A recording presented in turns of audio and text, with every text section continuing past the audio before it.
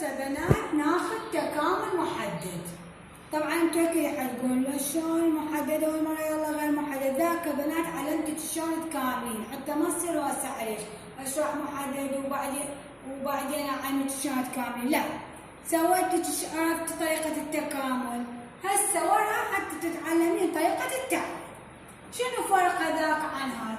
ذن الرقمين شفتيهم هناك كان ماكو ارقام. بنات لازم تكون بالجوة اصغر من الفوق، يعني الرقم الكبير فوق والرقم الصغير جوا. اذا جاب لك اياها بالعكس هيجي مثلا 2 ودالتك شلون انت تعدليها؟ بس تحطين سالب وتقلبين الارقام وتشتغلين عادي. عود من طلعين الجواب تضربين بالسالب. عرفتي؟ هاي تنتبهين لها كل زين. الرقم الفوق لازم شي يكون اكبر من الجواب. هسه شلون حنكمل؟ انزله قدام عيني تكامل عادي ناجحه زائد الاكس 1 صار 3 اكس تربيع على 2 ناقص 2 اكس. نو سي، ما نحط السي، انما نحط اقواس كبار وننزل الرقمين اللي هو كاتب. ودائما يصيرون اطراف مو منا تنزليهم. زين هذا ترتيب السؤال. اذا هنا الملاحظه الثانيه شنو؟ انه ماكو زائد سي. الاولى لازم الفوق اكبر من الجوه، الثانيه ما انزل سي.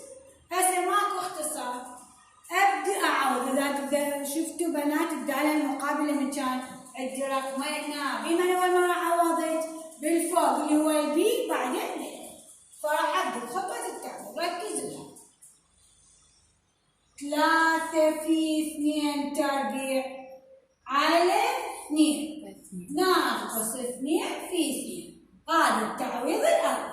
ست يعني قلنا بدال الاكس حطينا مكان كل اكس 2 2 ناقصين. لازم بين التعويض الاول والثاني شنو؟ ناقص دائما. هسه شو اعوض؟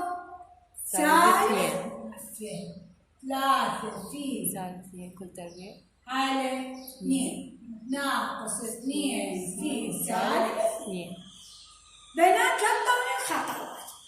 رأسا انت بعد احياء يعني رأسا تقدرين تطلعين الجواب. تجي 3 في 4 12 على 2 فيها 6. 2 في 2 4. هذا خلاص. كذلك لان السالب بالتربيع يروح هم راح تطلع لك 6 سالب في السالب موجب 4. طلعت الجواب هنا 2 ناقص 10 طلعنا 8 سالب 8. مو الا تقولي 3 في 4 وتنزليها وبعدين تختصر. لا تطوليها، لا حطي الجواب نموذجي، حطي الجواب جاهز حتى ما تصير وراء خطوات وتدوخين والمصححين. فهنا كلش ممتاز. هذا معناته التكامل محدد. ان شاء الله انزلكم التمارين باوراق وانتم شوفوا اي شيء خلل عندك اساليني، وان شاء الله تكون محاضره واضحه وسلسه.